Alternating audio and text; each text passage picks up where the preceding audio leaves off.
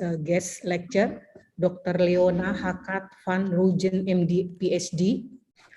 Yeah, good afternoon to everyone. So on behalf of our Dean, Professor Arif Hasham, as a Dean of Faculty of Medicine, Universitas Indonesia, I myself, Wawai Muli, as a coordinator of Magister and Doctoral Program of Faculty of Medicine, Universitas of Indonesia, would like to extend my warmest welcome to all participants, and especially today's guest lecturer, Dr. Leona Hakkaart-van Roijen, that will bring the topic of the economics of absenteeism. I'm sorry if I make a wrong pronunciation.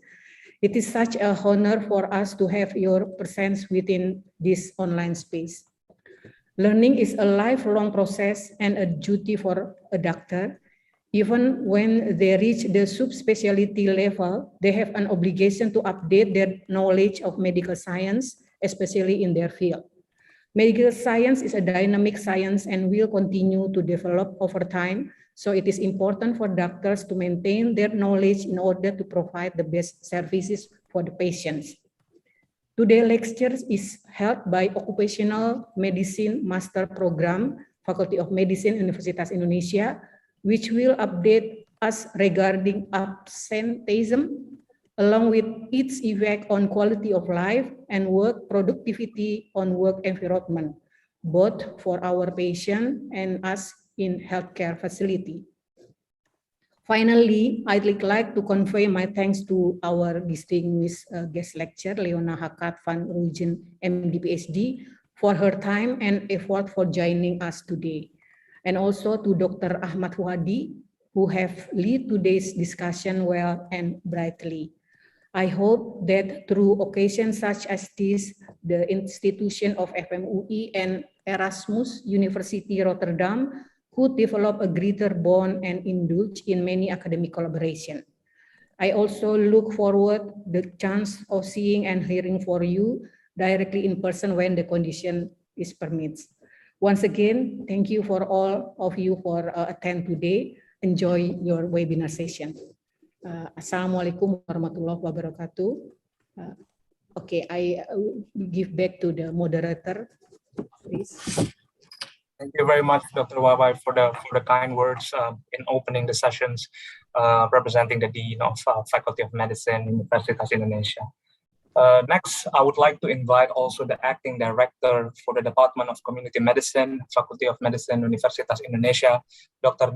Retno Asti Wardani, Master of Epidemiology, to deliver her opening remarks. To Dr. Asti, please, the time and place is yours. Okay, thank you, Dr. Michael. Good afternoon. Assalamualaikum warahmatullahi wabarakatuh. Om Swastiastu, Namo Buddhaya, salam kebajikan. To Dean of Faculty of Medicine Universitas Indonesia, who has been represented by Dr. Wawai Muli, pharmacologist. To Head of Occupational Health Master Program, Dr. Dewi Sumarko. To our beloved moderator, Dr. Ahmad Fuadi, who live out there in the Netherlands, as well as our special guest as a speaker this afternoon, in Indonesia, but in the morning in the Netherlands, Dr. Leona. Thank you so much for your coming, and thank you so much for your participation and willingness as to fulfill our invitation as a speaker. Me as a representative of Community Medicine, Department Faculty of Medicine, Universitas Indonesia, would like to thank all of you, especially to our speaker, our moderator, for your time, and welcome to our department. As you can see that our department has one master program, which is this master program, Occupational Health Master Program, as well as we have other 3 specialist program, Occupational Medicine Program, Specialist Program, Sports Medicine Specialist Program, and Aviation Medicine Specialist Program. And hopefully what we have been started by Dr. Dewi and her team will be followed to other study program as well. And as we know, as a doctor, we work in the team, working and dealing with not only health issue, but also cultural issue as well as economic issue. Now, that's why I believe this forum will be beneficial to all of us as a students, as well as a lecturer and academic staff. And please listen carefully to our speaker, and I believe Dr. Fuad can lead the discussion fruitfully. Thank you so much. Enjoy this forum. Wassalamualaikum warahmatullahi wabarakatuh. Thank you very much, Dr. Asti, for the very kind word. I hope everyone will listen to it, and then hopefully the event will go well. I would like to ask my friend to give out a short PowerPoint presentation on the screen.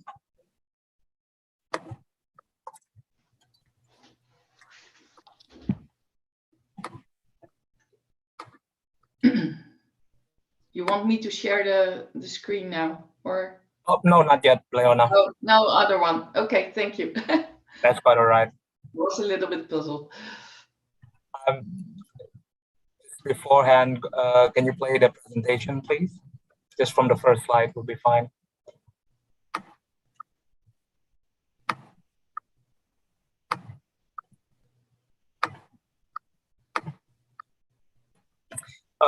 Before we start, I would like to introduce our moderator and speakers for today's guest lecture. Just read a short bio to give a background on who they are and why are we asking them to speak in this guest lecture. Firstly, we have our moderator who will be leading the discussion. We have Dr. Ahmad Fuadi, Master of Science, Ph.D. So Dr. Ahmad Fuadi is a lecturer and researcher in the Faculty of Medicine, Universitas Indonesia. He's an author of numerous books on health coverage, namely titled Jaminan Kesehatan Universal dan Pemenuhan Hak Kesehatan, and Arsitektur Jaminan Kesehatan Indonesia, Capaian, Kritik, dan Tantangan Masa Depan. He finished his MD in Universitas Indonesia and gained his MSc and PhD from Erasmus University Rotterdam. He's currently doing a postdoctoral research in International Agency for Research on Cancer in the WHO in Lyon, France. He's an expert, a known expert in health economics and health policies, especially on health insurance as well. Can you go to the next slide, please?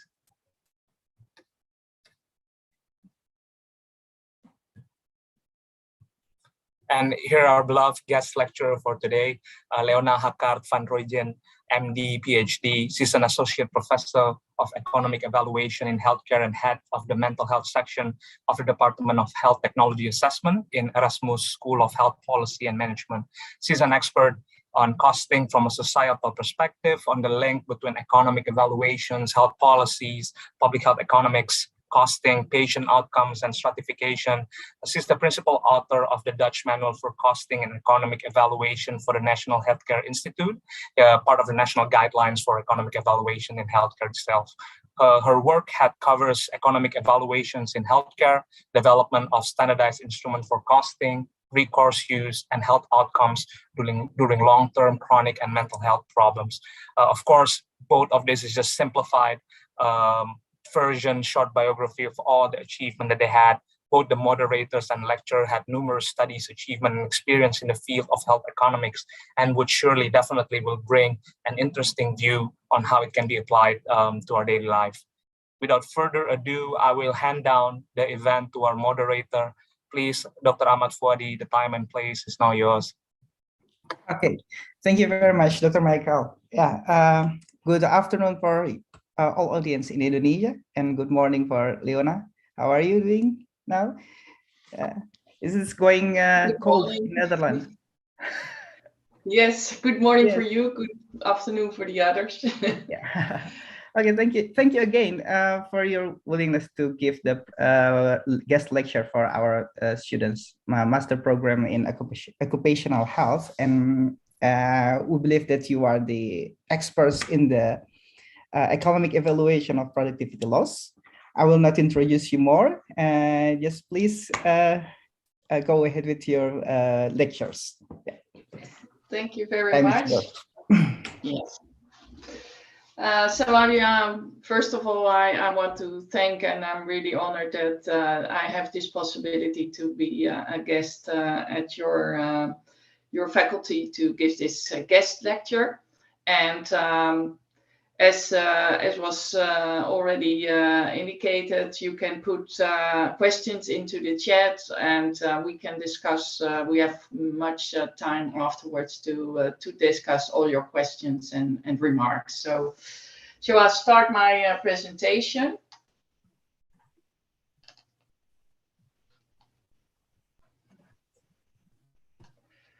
Let's see, it's always a kind of a challenge. Window, yes, here it is. Do you see my screen? Yes. Yes, you do? Yeah. Okay, well, perfect. Mm-hmm. Then, as was already remarked in the introduction, I'm a associate professor in economic evaluations in healthcare, and I'm also the author of the costing manual in the Netherlands, and that is because we have economic guidelines for doing economic evaluations in healthcare in the Netherlands.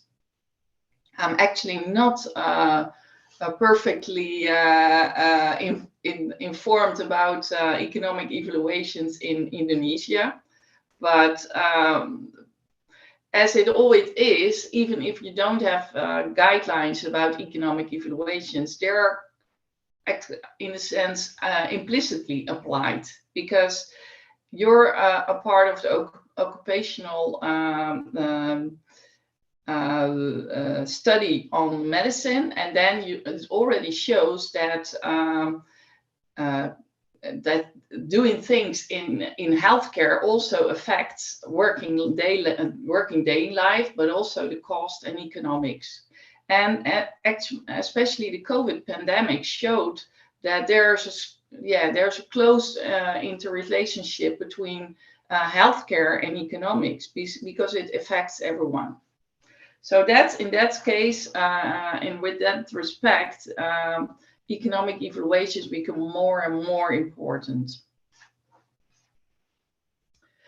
So why should economic evaluations be of interest for you? Well, looking as not as an economist, but as from a perspective of a medical doctor. Oh, this was not what I wanted to be. You always look at the effectiveness of a treatment or an intervention, because that's the starting point. And of course, just simple thought, if an intervention or a treatment is not effective, you should not apply it to the patient, not only because it affects the health of the patient, but also it has effect on the cost, because the cost are related to this intervention, and if it isn't effective, you shouldn't apply it. And which is also very a worldwide principle, is that there is of course limited budget for healthcare. If we spend money on healthcare, you can't spend it on education, for instance. So there's always got to be a balance between what you spend on healthcare, and of course you would really like to spend it on something that's cost effective. And this criteria is becoming more and more important. As I told you, in the Netherlands, we have even economic evaluation guidelines. So you apply these principles when some new intervention is introduced. And during this lecture, I will go through briefly, because of course that's in sake of interest of time, I can take you briefly through what economic evaluations are and show you especially why productivity losses and cost within other sectors of then healthcare are so important to take into account. So that's what I would like you to take away from this guest lecture, to have some kind of idea if somebody or you're in your work are confronted or in a discussion about cost effectiveness, that you know that you have an idea what you're talking about. So what is cost effectiveness? First of all, I would like to go through the relevance of economic evaluations. And actually, I would to emphasize that economic evaluations is actually another term for cost effectiveness. And cost effectiveness is the most applied kind of methodology in economic evaluations. Where, first of all, it was applied when new technologies in healthcare were introduced. And actually, it still is applied in that way. So, for instance, look at discussion about very expensive drugs, like for orphan disease. These costs are often very high, so they want to know if it really works and if it's worth the cost. So in that sense, you take a kind of balance between those two. Well, in the Netherlands as I said, there are guidelines, and there's already compulsory for deciding on reimbursement when you introduce a new medicine and treatments. But it's also for other countries, true for other countries, and number of countries that apply economic evaluations are increasing. And when we look at the Netherlands, for instance, this was for the first applied, for instance, for screening for breast cancer. So they made a kind of calculation. What would be the cost to apply such a screening program, and what would be the benefits in terms of the number of women that would be that you could treat in an earlier stage, so that they won't die because of that. So in that case, it was especially focused on improving population health. And that is actually what you do in cost effectiveness. It's not that you are in discussion with your patient and that you talk about cost effectiveness, because we as health economists really truly believe that this kind of discussion should be on a higher level than just with the patients. And it's not the same as doing research in clinical effectiveness, because often when you do research in clinical effectiveness, you look at you will apply a randomized controlled trial. And for cost effectiveness, you need other kind of effects to take in account, who will be discussed later on. And also about the cost, you need data, and that's just generally not collected within a randomized controlled trial.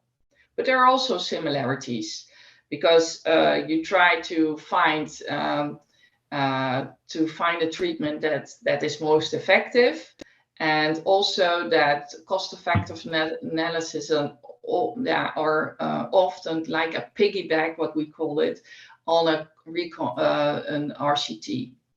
And so what actually is the main difference is that you look at a evaluation or clinical evaluation. You want to know what's what the effectiveness is within a certain patient group. But when you look at economic evaluations, you actually want to know what is across groups. And that's what I was referring to when I was what I was saying, that you not should discuss it with the patient, but it's more a policy kind of information that policymakers use to make decisions in healthcare. Because you want to know, as a policymaker, if you want to invest, for instance, in treatment of cancer, or you want to invest your money in other kind of treatments, like, for instance, currently the COVID pandemic, because that's really devastating for our economy. Okay, well, this is about a very simple picture about how you can do economic evaluations, because what you do is actually you compare the new intervention between and to the old one, and that could also be no intervention, because if you have a really new intervention, of course there's actually no alternative. And you look at resources consumed, and afterwards you look what kind of quality of life you have gained, but that will be discussed later on. The quality of life is one of the most important outcome measures for economic evaluations. So, and in the end, you ask yourself if the improved quality of life, of health status, justifies all the resources that you have used to gain. And this is always a comparison between what you have, what you would the cost be, and the benefits be in the new and the old intervention. So there's always a kind of ratio. It's a ratio, but you can compare those two. When we look at this in this figure, you know that, and you see at the horizontal axis is the effectiveness, and the vertical axis the cost.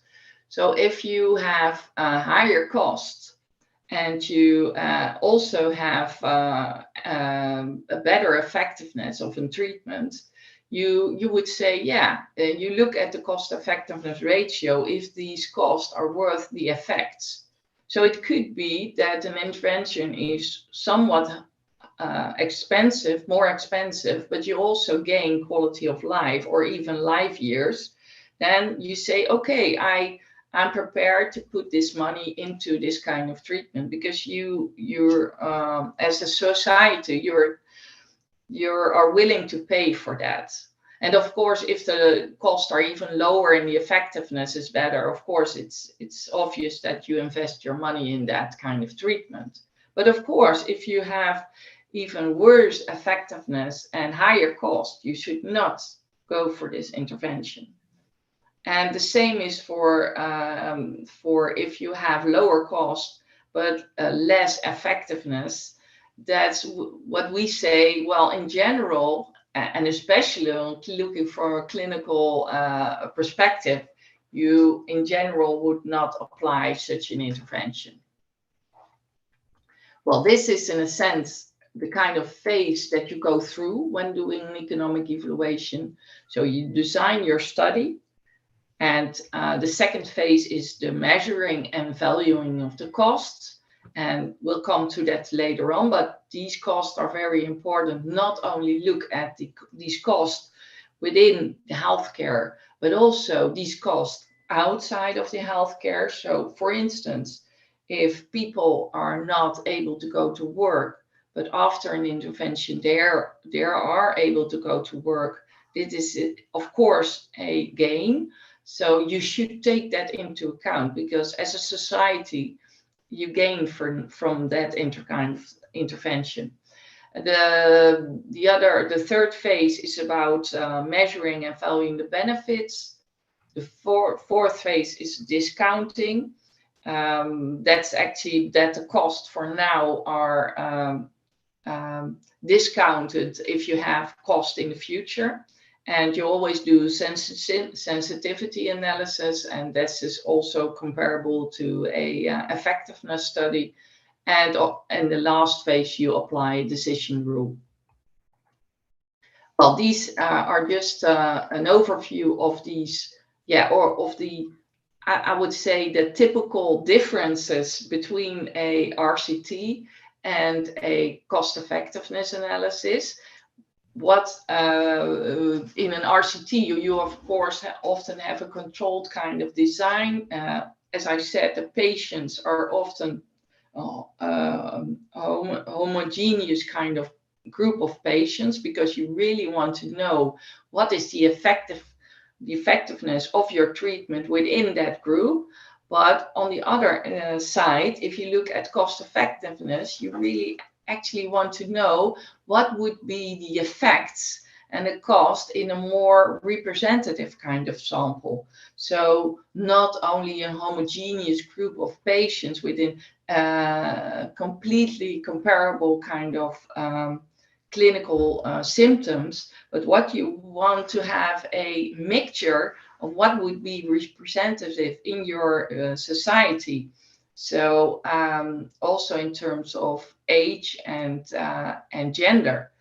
So that actually is quite a challenge, because that also has, of course, impact on how you how you can assess your data, and but also it increases the external generalizability and the validity of your outcomes.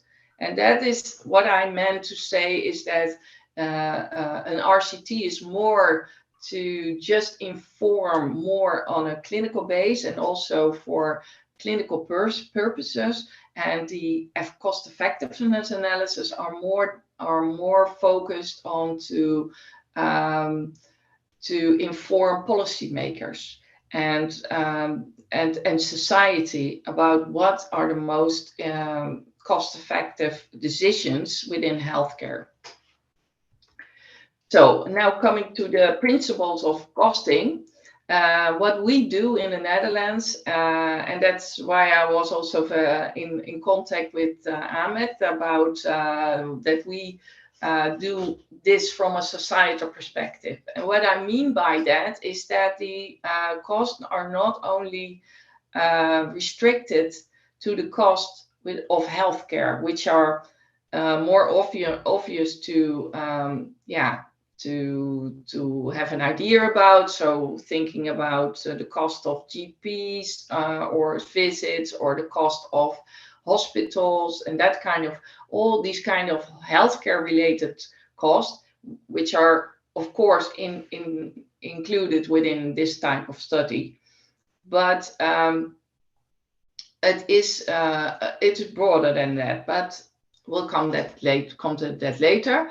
What we also need when we're doing a cost effectiveness analysis is that you really look at the actual use of these resources. So not what is like based on GRD, for instance, but what's really, what really the services and the material that are used for an intervention. So coming to these costs, as I said, you have these costs within healthcare, but which is a wider perspective, and what we call the societal perspective. You also take into account health cost outside of healthcare. And one of the main important part of these costs are the productivity costs. Because I'm as a researcher and a professor, I'm involved in a lot of studies with various kind of diseases, but I'm also very interested and specialized in doing economic evaluations and studies within mental health, and especially for mental health. For instance, think about depression or burnout. That people have sometimes within their at the workplace. Of course, if they are really absent from work, it takes a lot of cost to society because you can't work. So these costs are also part of these, actually of the depression. And even when people are at work, they can have productivity losses. So, and mental health is probably a very good example of that, because the treatment of depression, for instance, is relatively, not expensive in terms of people are often treated with medication.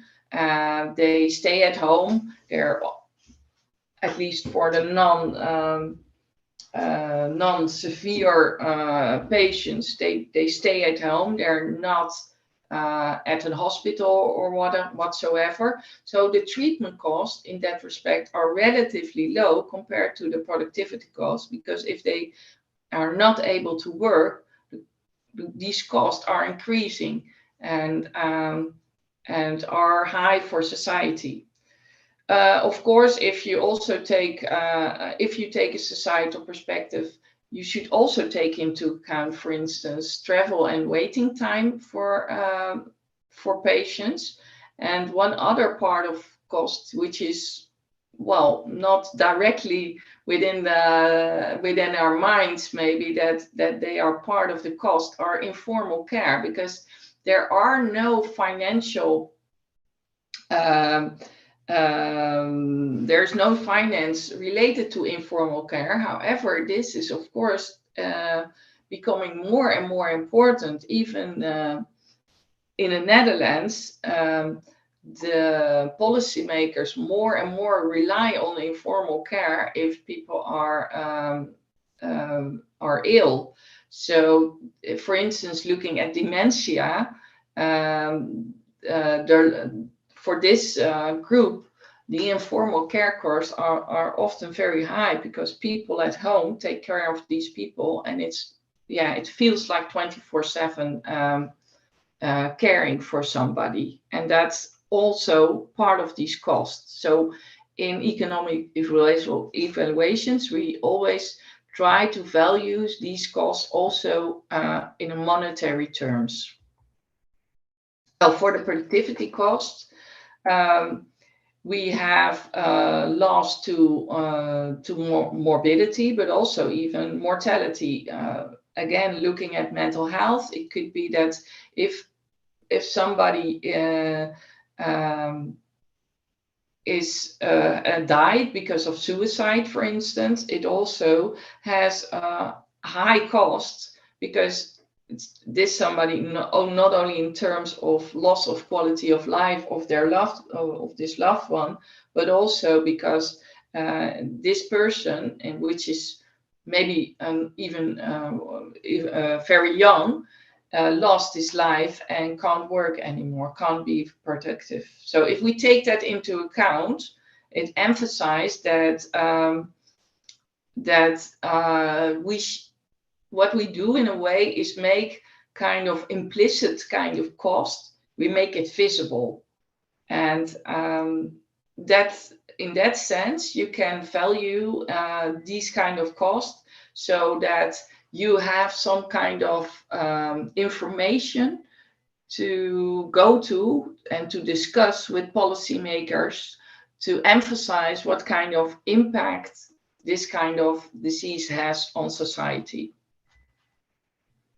And looking at cost, as I said, the most obvious one is the resource cost within healthcare. But for instance, for absence from work, you also need to measure these kind of costs. And we'll come to that later. But the 3 steps are: you should identify what kind of cost you want to measure, and which are important within respect of the disease you're looking at. Then you have to measure them, and you also have to value them in monetary terms. There are different kind of sources you can use. For instance, looking at these healthcare costs, for instance, clinical trials are often used as a source to collect data upon the service use of an intervention or treatment. But also sometimes there are registrations from healthcare institutions, but also from insurers. And for especially the cost outside healthcare, we often have to rely on questionnaires. And I'm closely involved and author of several tools that are developed to collect this type of data with patients. So for instance, the IPCQ is the IMTA Productivity Cost Questionnaire. And this questionnaire, this measures not only absenteeism. So if somebody's not able to work, so we have to skip work. So the number of days that he or she was not able to work is collected. But also we measure presenteeism, which is often very important if, for instance, there's not a very well-established policy for insurance if somebody is ill. So people then, in that case, often even go to work, even if they're not feeling well. And when they're at work, they are not as productive as they, well, usually or should be. And even then, there are of course costs because they're not productive, as not productive as they would like to be. And this is all when we're talking about paid work. But also there is a part that's what we call the unpaid work. So when you work at home, for instance, household work, and that is also important because if somebody is ill and she or he is not able to do housework or preparing a meal for the family, that's also productivity lost.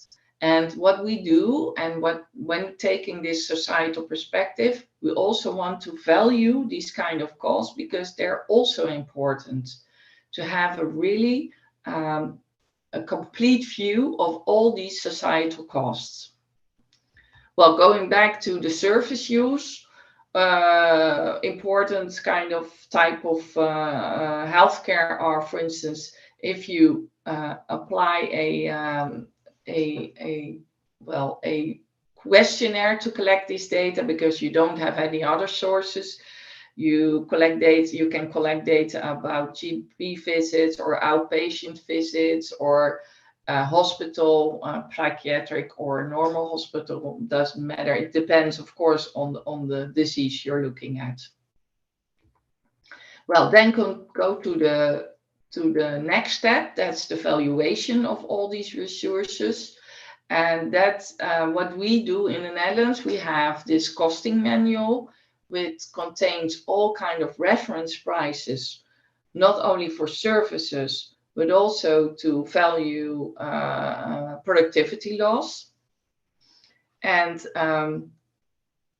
then, and as I said, you should not use what we have in DBC in the Netherlands, but it's DRP, I think, more international term from that, because a tariff is actually it could be the actual cost of an intervention, but it doesn't have to be, because it's a tariff that is charged by the insurer, and that could deviate from the actual cost.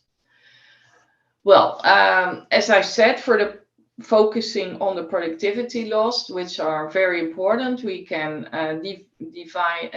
deviate between the absence from work, the reduced efficiency at work, and productivity loss from unpaid work. And for the valuation, this is maybe a little bit more complicated than the valuation of the services, because you have the human capital method for valuing the productivity loss, and you have the friction cost method. And internationally, the human capital method is mostly applied, but this method actually estimates the potential cost of productivity loss. So if, for instance, somebody becomes ill and stays ill for, say, 6 months, or maybe much longer, because it's a very severe illness, then this human capital approach actually says that, well, if he or she stays ill until retirement, the societal cost are the potential losses from all this productivity even till retirement. So this could be enormous kind of estimates and cost. Well, for the friction cost method, that's an alternative kind of approach. I was also involved with the development of this method because we, as an economist, believe that, well, in real life, people are replaced by somebody else. So actually the productivities is in the end back on the same level if somebody is replaced, for instance, after a friction period, and that's actually the period that is needed to replace somebody. So in the Netherlands, we have an estimate for that. I think it's 98 days or so, but I know it don't know it by heart currently, but after that period, somebody is replaced, and also the production level is restored. So there are no productivity losses anymore if, from a societal perspective. Then coming to the outcomes, I go through that a little bit more briefly, I would say, because the focus is more on the cost. But of course, the other side of the medal is the outcomes. And that could be survival or quality of life, but that also could be some sort of clinical outcome, which is more relevant for that patient group. But as I said, for the economic evaluations, we are truly interested to make decisions across patients group. So we're looking and aiming for an outcome measure that is more applicable for all kind of patient groups and not only for just one group. And it also could be that if an intervention, for instance, is in the workplace and the interventions is applied to decrease absenteeism or presenteeism, you could even value these outcomes in monetary terms, because of course production can be estimated in costs. So as I said, it's what we're aiming for is to compare across conditions, and that's why a general outcome measure is generally applied. That is a combination between life years and quality of life, and that the most generic outcome is therefore the quality adjusted life year. And this is preferred above a more disease-specific kind of outcome measure, like blood pressure or clinical success. Well, this is, as I said, the most common outcomes standard outcome measure, the quality of adjusted life year. And what you take in account is not only saving lives, but also the improvement of quality of life.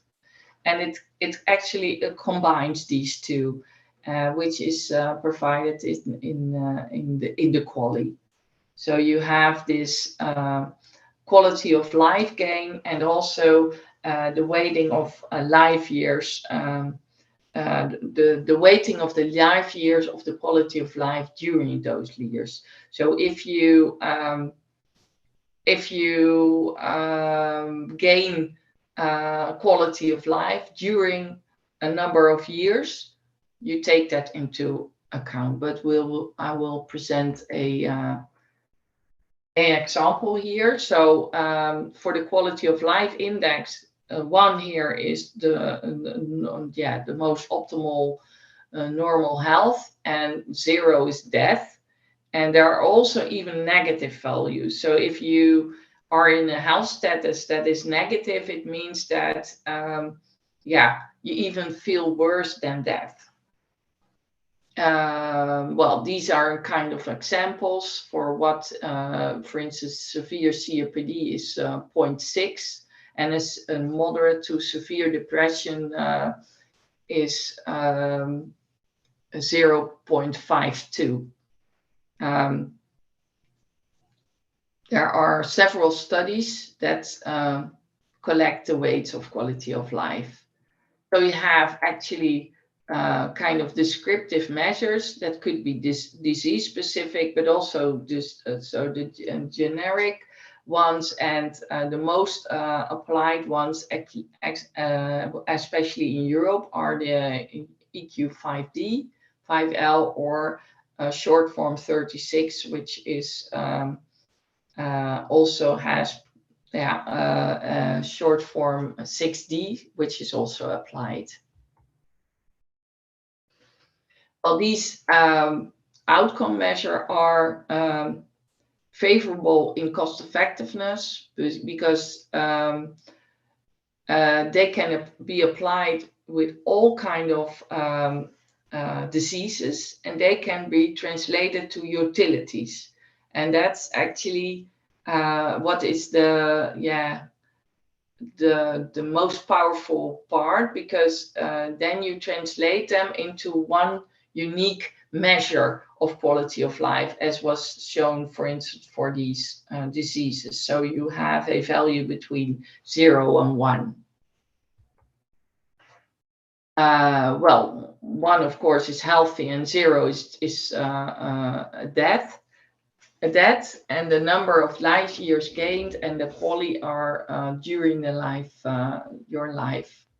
Well, this is, for instance, a example to show you that using these qualities, you can compare between completely different, the cost effectiveness between completely different kind of interventions. For instance, you have a new wheelchair for elderly and a special postnatal care. So that's kind of different groups and kind of total different kind of interventions, and also kind of different gains, because the increase of quality of life is 0.1 for this wheelchair, and you can benefit from it for 10 years. So you gain actually one quality over 10 years. And the extra cost for this kind of intervention was $3,000 per life year. So the costs are $30,000, and the cost per quality are $30,000 per quality. That's actually how you. This is just a simple example. And these postnatal care, you gain much more, 0.8. But you can also do that during much longer lifetime, because these are young patients, and this was a gain of 35 years, and then you gain actually 28 qualities for this intervention. But this intervention is also much more expensive, 250,000 euro. So the cost per quality is 250,000 divided by 28, and you come up with nearly 9,000 per quality. And then it shows, of course, that this kind of intervention, this postnatal care, it's much more cost effective than this wheelchair. So if you only have little money to spend, you would put them into the postnatal care. And this relates to the fact, as I begin my lecture with, if you always have to make decisions in healthcare, and if you want to make them at a policy level on more evidence-based information, you can use this to be well informed and make this decision. Well, this is an overview of the cost effectiveness of several kind of interventions. and it shows that some, especially interventions in cancer, for instance, leukemia in this case, are very expensive. But what we see in healthcare policy, that of course, and that's maybe also good, it's not only based on cost effectiveness, these kind of kind of decisions, because also other criteria play a role.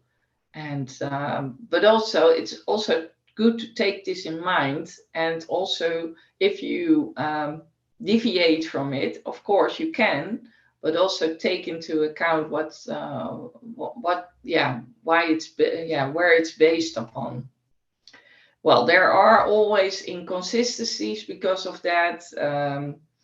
For instance, lung transplants are very, not very cost effective, but they are reimbursed anyway because of the, I think also the severeness of a disease is always very important. Also, when making decisions in healthcare at the policy level, because when a disease has a low burden, there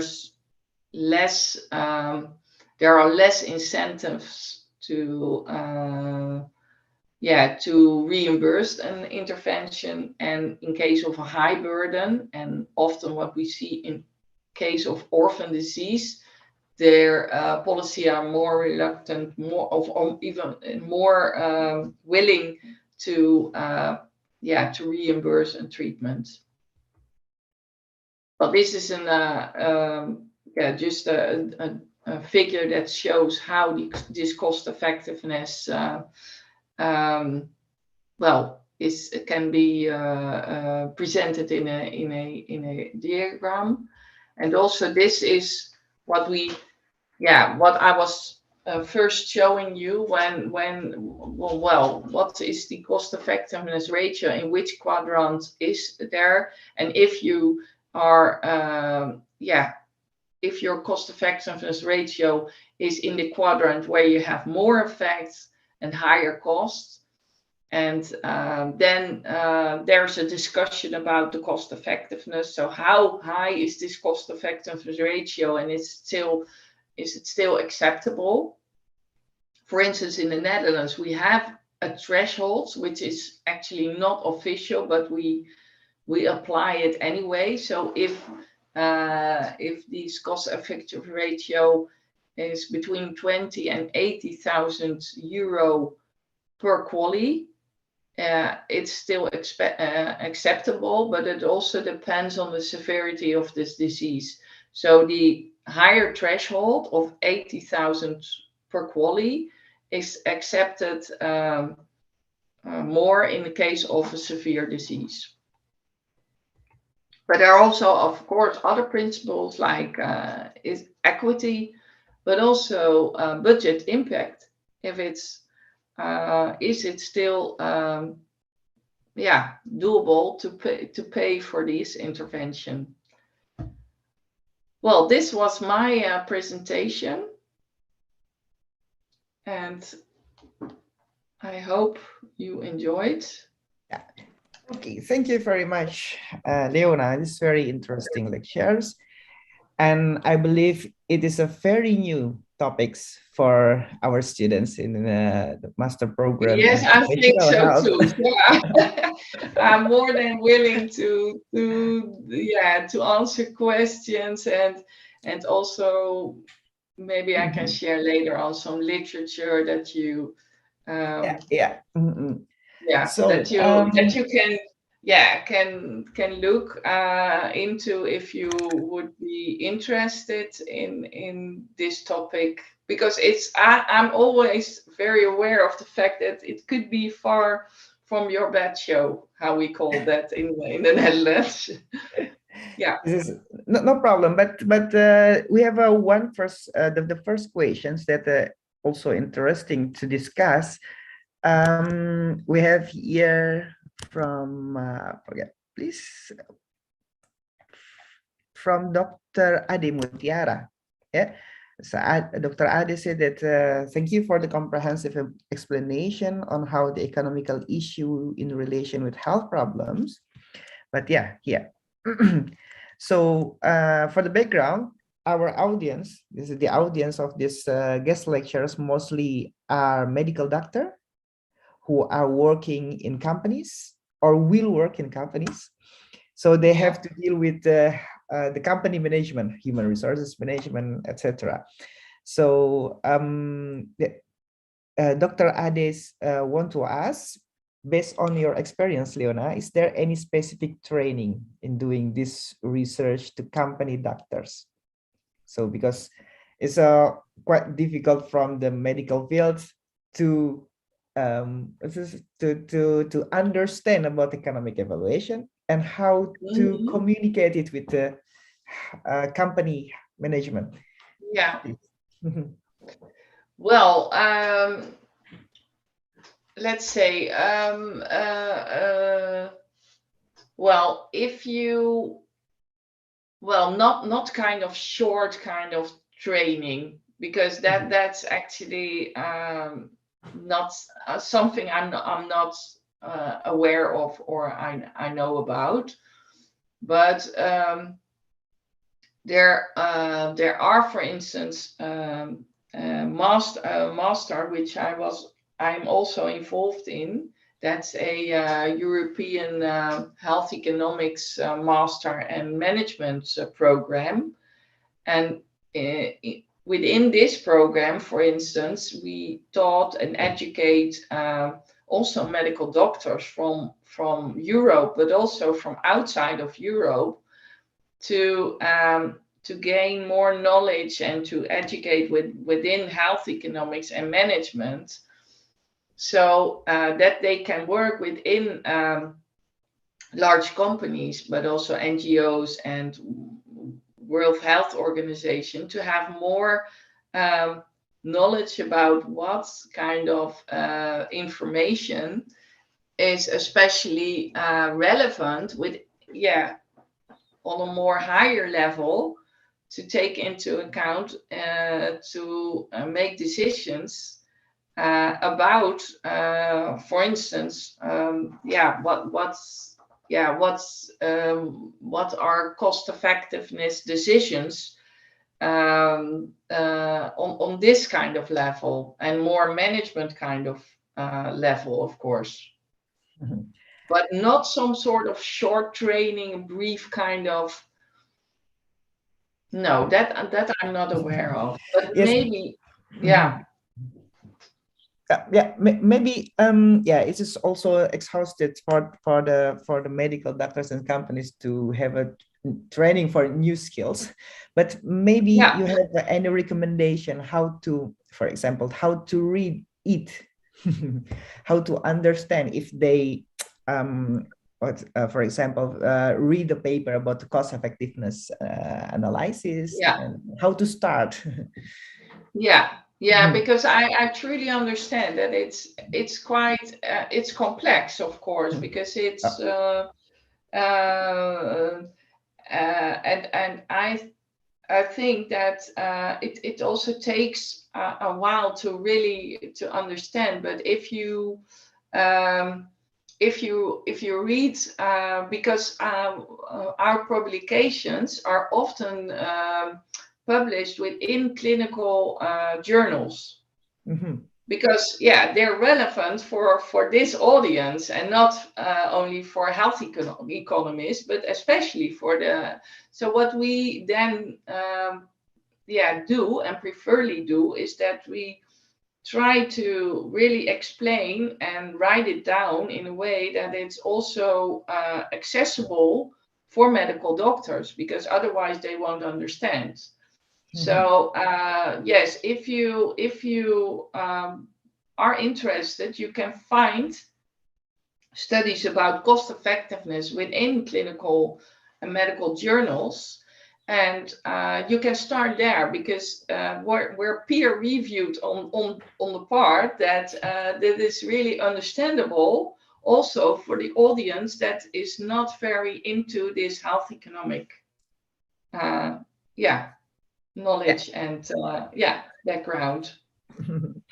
Okay, thank you very much.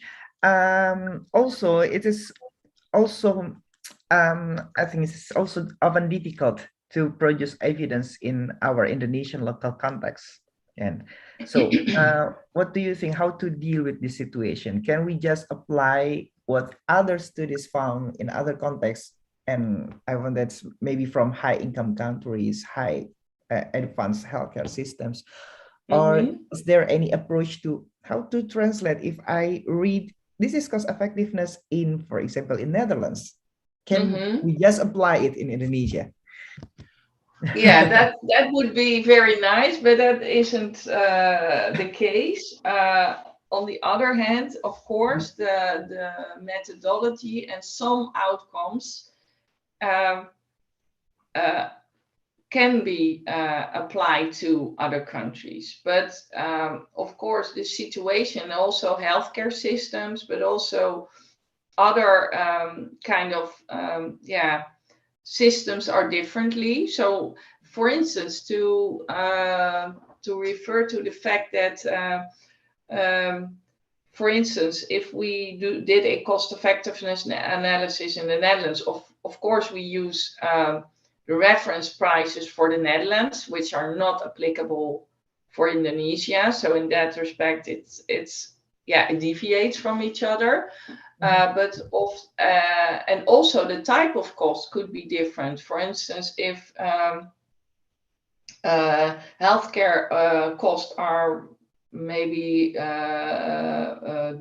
differently because the type of services used are differently for an intervention, or informal care is much more higher in Indonesian than in the Netherlands. That also makes it not comparable to each other.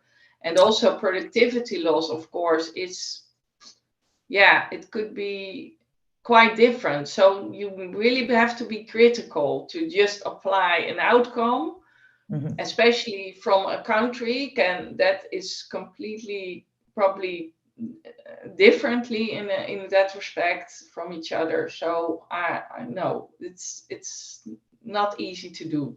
It's not easy, unfortunately. Yes. But we do, and we have have studies upon that. But often you do that for relating countries or neighboring countries. Then it's more easy. If you have, for instance, a study which is explored in a country which is more comparable to Indonesia, you can maybe have some parallels and say that's an indication for it. Okay, thank you.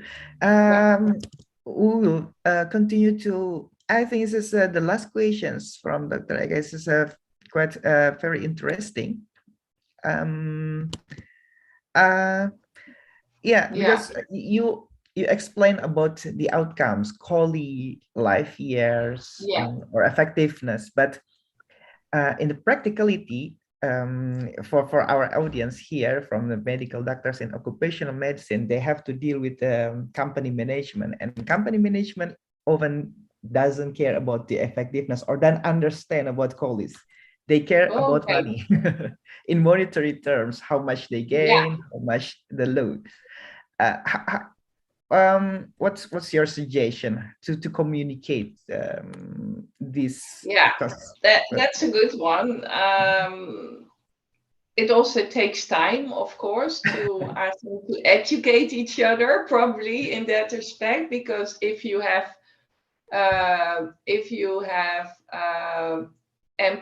employees which have a higher quality of life and which are more healthy, they probably are also more productive. So in that sense, it's probably the same side of different side of the same coin, I would say, because if you put effort into to increase the health and quality of life of your personnel, you also increase your production because people feel better and are more productive. and looking from a more economic health perspective, then they also will not be, they will probably be less absent from work and have less presenteeism.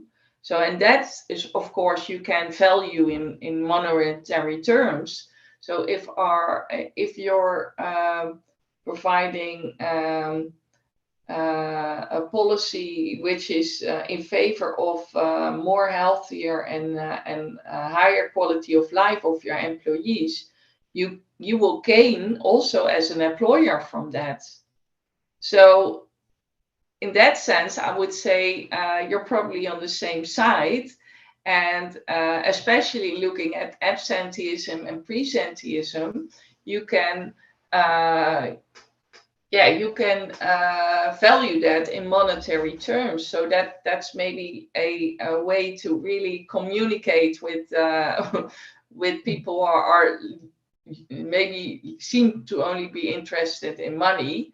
But for instance, I'm currently involved in a large EU project about an intervention to improve mental health of employees.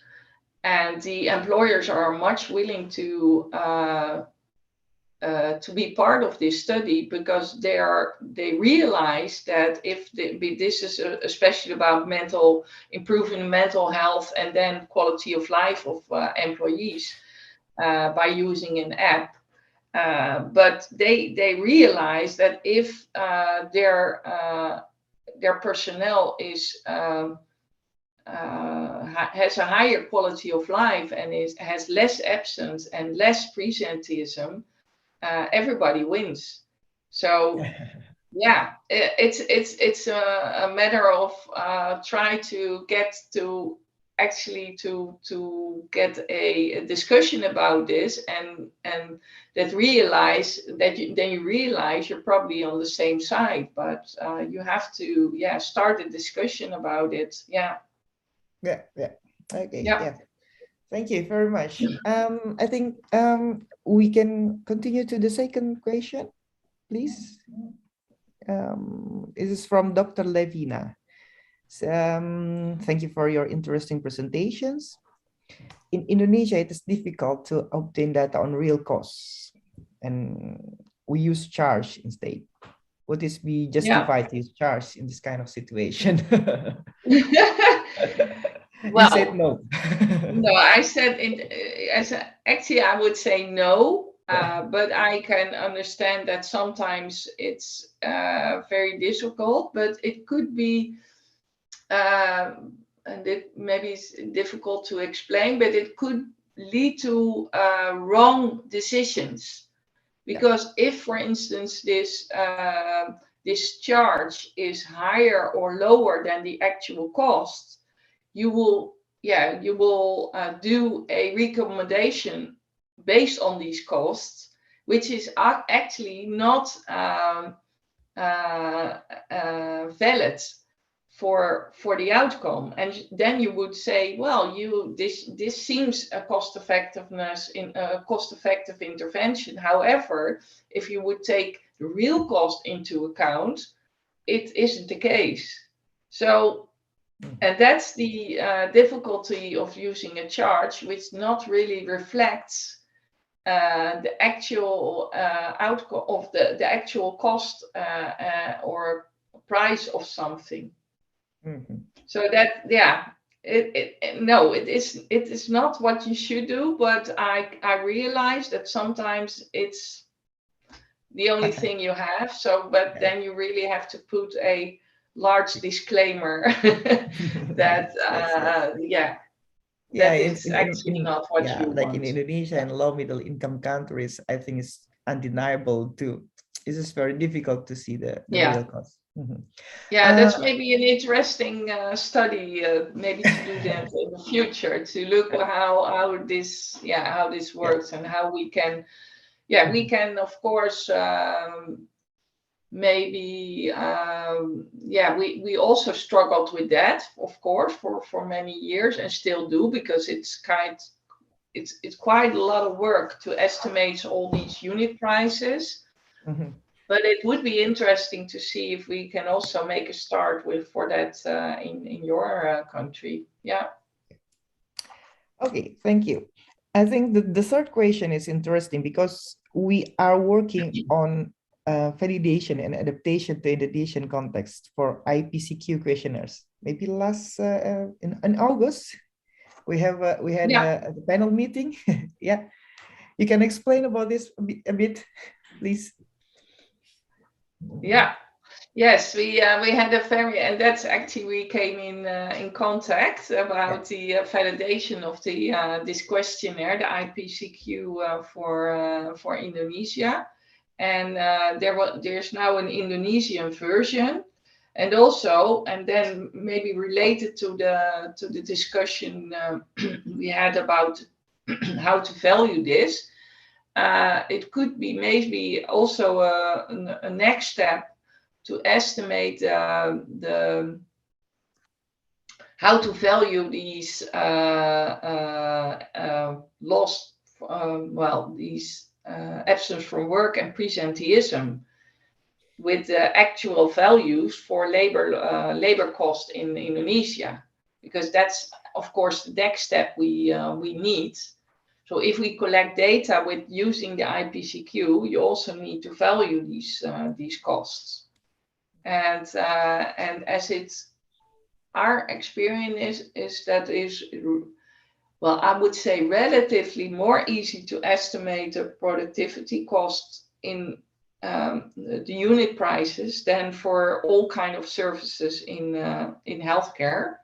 So maybe we can start over there to have also a valid kind of valuation method for this Indonesian version. That would be really great to do.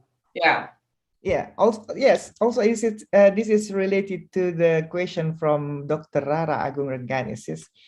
Besides absenteeism, how do we show the management that mild illness can lower productivity in workers?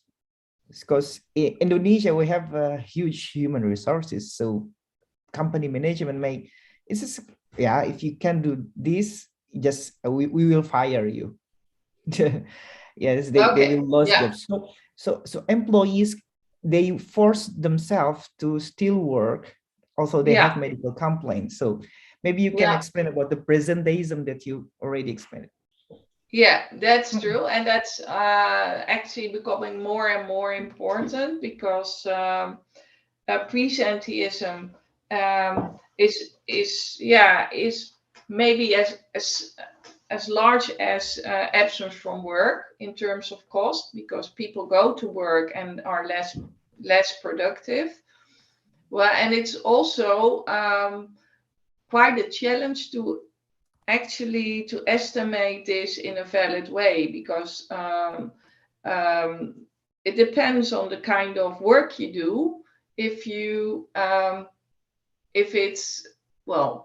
How to estimate these presenteeism costs. But what we do that in two steps. We ask about the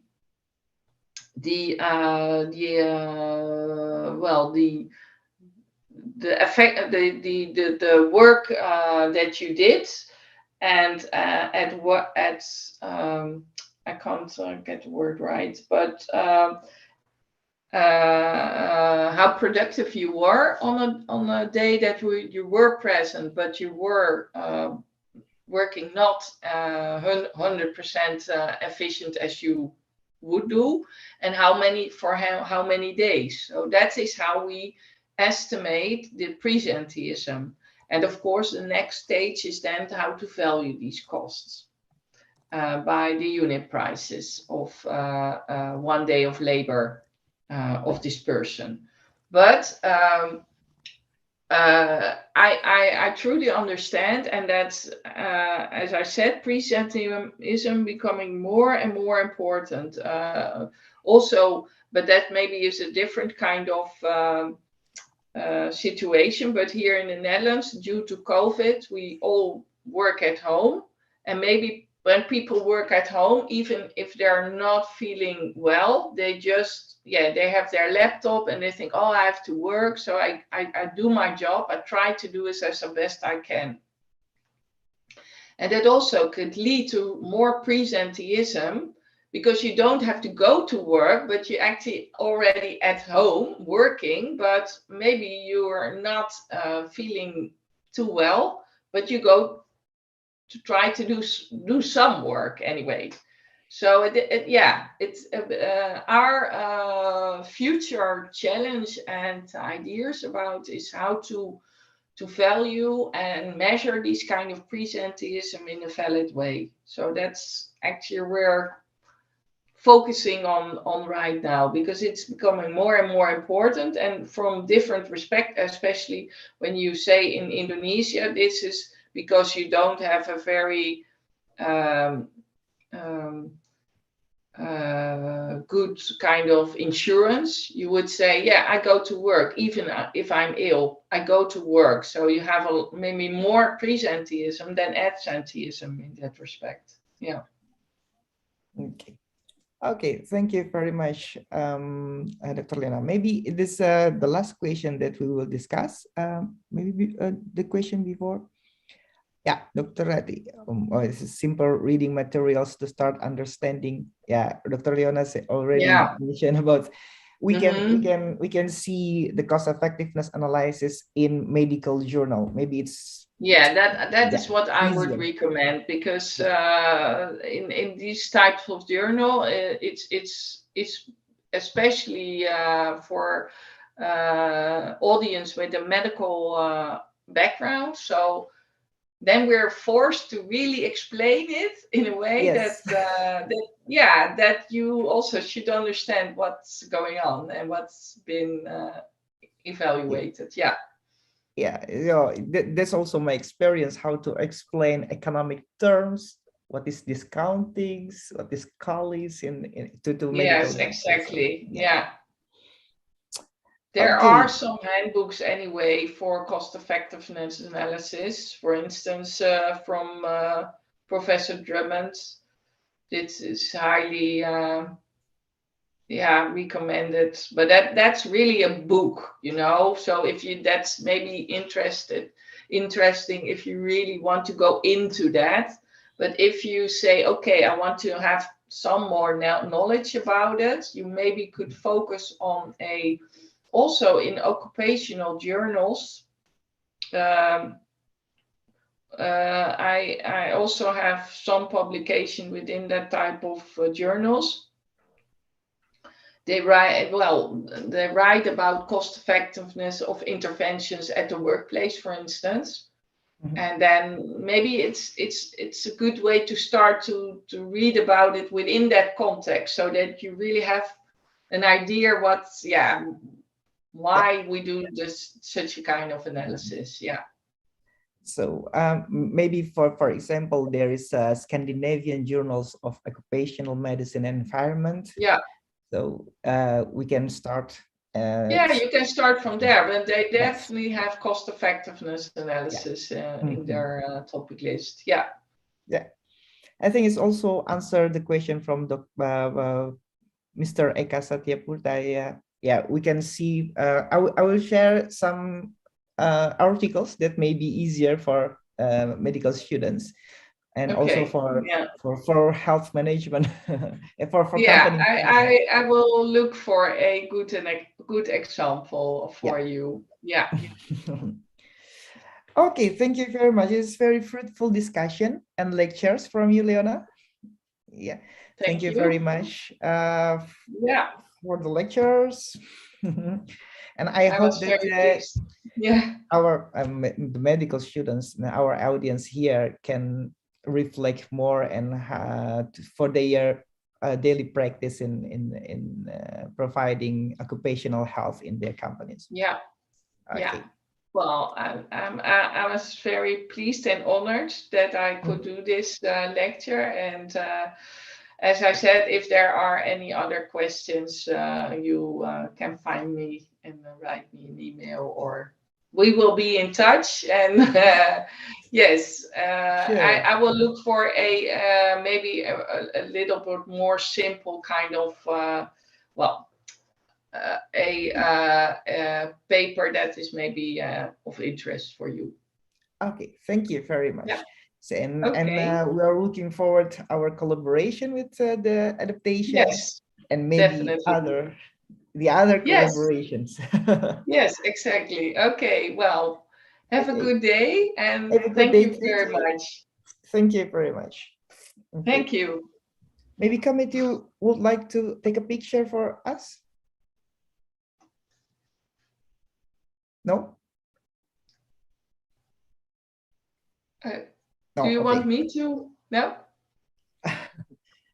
I don't know. Oh, you? I want to make a picture of you. I think the committee, the committee okay. from the programs, Dr. Mukhtar or Dr. Andri? No. Okay, let's take a picture for our guest lecture today. We have we have 6 pages. Okay, page 1. Ready? Okay, next page 2. Please turn on your camera. Okay. Page 3.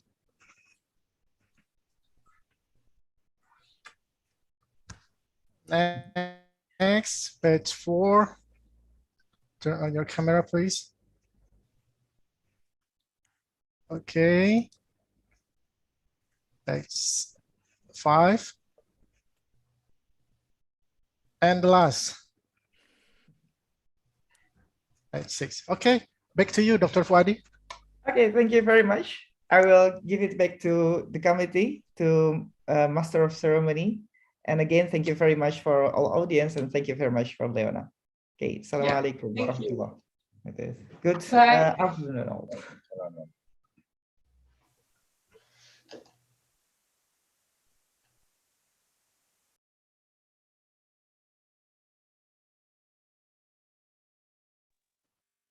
Oke, terima kasih semuanya. Saya izin pamit juga.